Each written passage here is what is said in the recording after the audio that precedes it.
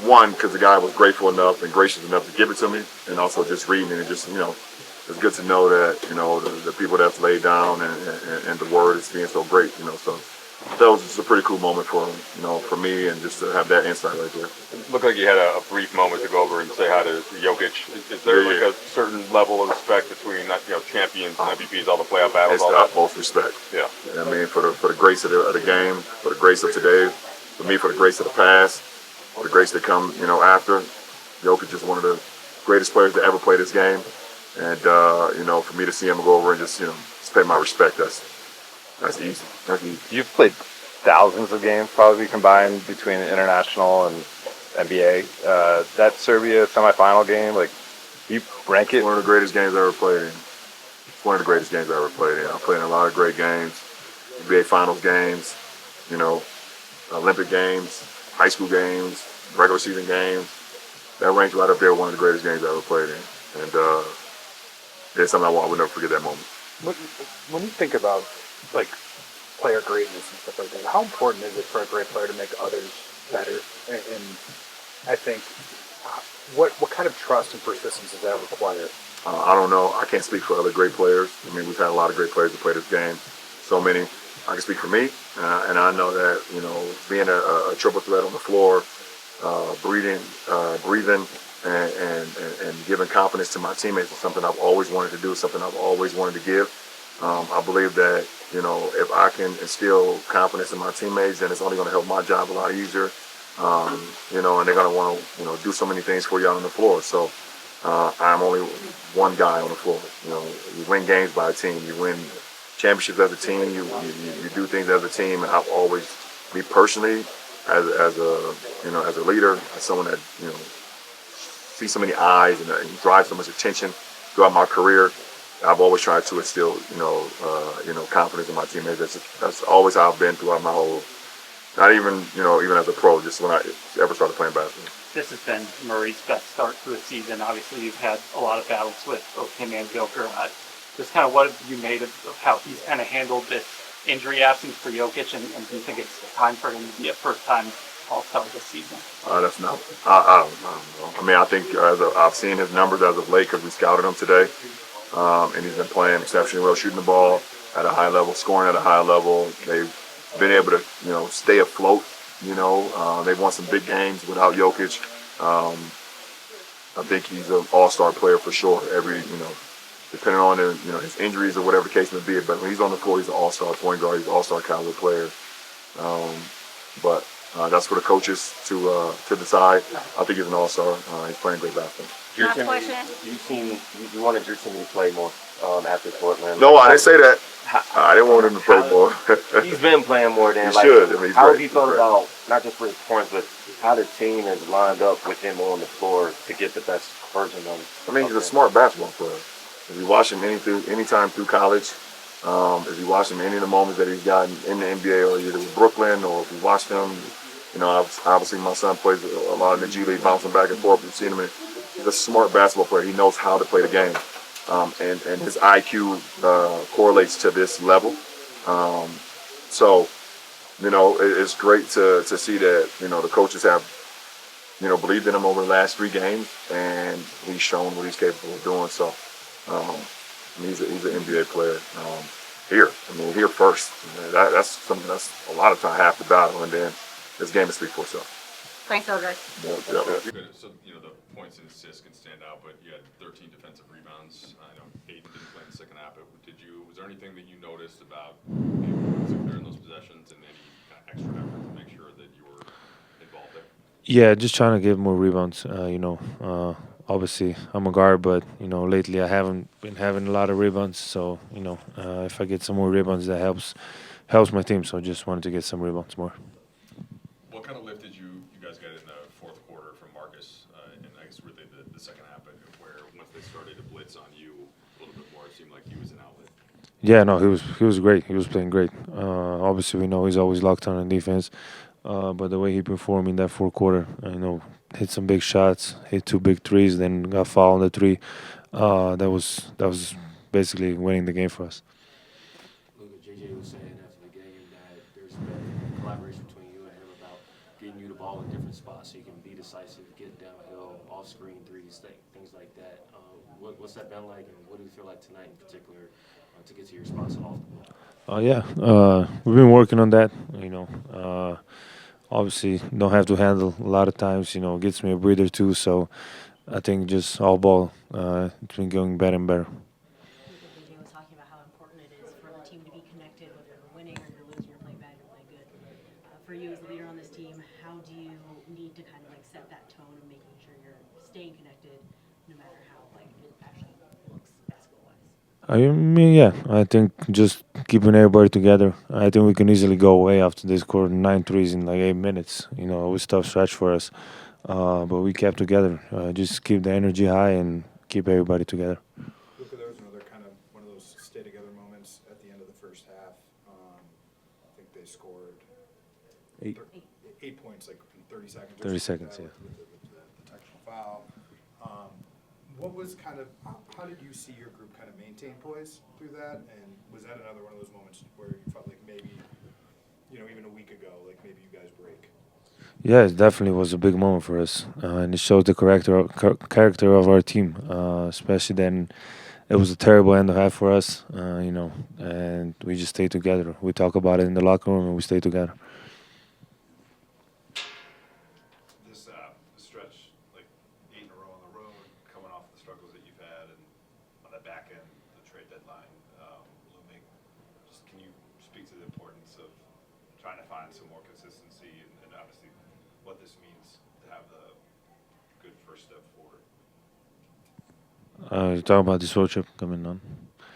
I mean, it's definitely important. Like I say, I've never been a part of a road trip that's 8 games, but it's definitely very important to get the first one. It's never easy to play here, so and the way we stayed together the whole game, it was impressive, and I think that builds us up.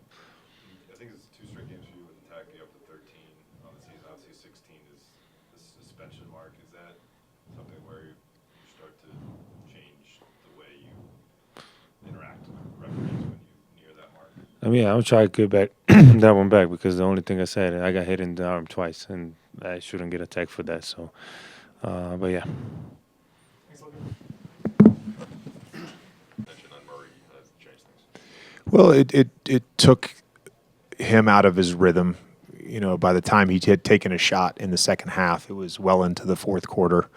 So that's the first thing. I mean, it's just literally let's get the ball out of his hands. And I think when the game started, we were trying to mix in some zone, and they started 9 of 11 from 3. And they hit some off the dribble ones, and Spencer Jones hits 3 threes. And, we're aware he's more than capable as a shooter. Came in tonight shooting 38% from 3, so that was not like a surprise that he could make a 3.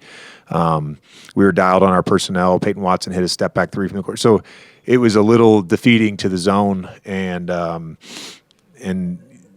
man, frankly, was worse than the zone. And so we picked, a little bit up defensively in the second quarter. And then that last minute stretch just absolutely killed us. We had cut the lead, I think, to 6, and they scored, I think it was the last 8 in the Murray thing, and all of a sudden you're down at halftime 14. But I thought our guys' commitment to the adjustment at halftime was great, and then the commitment to the work that's required when you do put two on the ball. And look, this is my staff and I, our analytics team. This is all we're doing right now. We're trying to figure out what's the best way for this team with this group to play defense. And we've throughout the year made adjustments in game. We're going to have to get a little weird sometimes. On the other end, I should say the other end, just with Luka, he has 13 or 14 rebounds, but he and LeBron just getting you good shots. What did you see there? Not that it's out of the ordinary. Yeah, those guys just their patience, I think, has been great all season, and whether that was Luka in the middle of the floor making plays. I thought his pace in early offense and his pace in the half court just to get paint touches and then get some of his assists that way. And then obviously LeBron playing out of the post has been so good for us recently with his passing. Those guys just they both played a great game, and I think too, like for them in the second half, there's a lot that's required when you go to rotations, when you put 2 on the ball and you go to rotations, and those guys exerted themselves. I thought Smart was awesome defensively all night, came up with a huge charge. Vando was great, like he always does, had some huge contested rebounds in the fourth quarter. Jackson, coming in at halftime and having to start the second half and go, quite frankly, way past his minutes restriction to help get us the win was great. So just contributions from everybody. Drew, again, was great tonight in his minutes. It was a great team win. JJ, a couple for you. How's DeAndre and what happened with DeAndre? He got poked in the eye. He's got you'll see. He looks like a pirate. I'm not trying to make it, but he looks like a pirate. Yeah, his eyes. It's not in good shape. So, but we're hopeful that it's at the bare minimum just a poke in the eye, and he'll be fine tomorrow. The Luka and LeBron at times this year have had like really individual performances and have been able to do kind of stuff for themselves. Did you see them, particularly in the second half, like start to really elevate others around them, and how much of an added dimension is that when they're able to not just to trust their teammates, I guess, as you said before. Yeah, we that's becoming a trend. I think. Those guys obviously garner a lot of attention from opposing defenses, and we prepare these guys in the morning and pregame for the changing defenses. Teams are going to change defensive coverages against those guys. They started in a shock versus Luka. They went to Reds. They redded Murray and Hardaway onto the ball. Then they were in a blitz with the smalls, and we were able to get some 4-on-3s out of that. They were playing straight up in the post. They were greening that's typically how the game goes, and those guys are so smart, and they're able to adjust in real time and read the defense. And I thought, again, I think Smart down the stretch hit some big shots. Rui, had some great looks out of that, and that's the process that we always talk about as a team. Like, it's not necessarily about making the shot; it's about following the right process. And Rui got some great looks. Can I pause on that really quickly? Is that trust two ways? Like, particularly with like good plays, like it seems like the strategy in some parts is right. Is like these like amazing first quarters to draw all this attention. Yeah, he likes to get off to a good start. I think that's part of his DNA. And our guys, I think for the most part, have gotten used to that. It's look, you when you start a game and you play 7 minutes and you don't take a shot, like that's, I don't care who you are. You could be the most non-offensive player in the world. You're still thinking, I'd like to get a shot. So there's the balance that we always are trying to find. But I've just I've talked about this before, but like with Luka, you can't like turn the engine halfway with him. Like once the engine's on, like he's in kill mode, and it's on me as a coach to make sure that everybody else is involved, and it's on him on the court to make sure that. And truthfully, I think he's done a phenomenal job of that the last couple of weeks. I asked you about bench scoring at the beginning of the season, and you basically saying like we're not going to ask anybody to do anything other than their role, maybe not necessarily be designated as a scorer. You scored 32 tonight, and obviously Rui was kind of the offensive engine there, took the most amount of shots, tied for the most amount of points. I understand his role coming off the bench has been about the minutes restriction he's been on coming back from the calf, but how much consideration has there been to him potentially filling a role as this thing moves forward that you might not necessarily have had night to night with a score off the bench? Yeah, I mean it's been good in those minutes. I think it's similar to training camp and similar to the first probably 6 weeks of the season. We were kind of looking ahead to when LeBron would be back and we could get a look, and then we got 85 minutes out of that lineup. So we're always discussing things and looking at that. Yeah.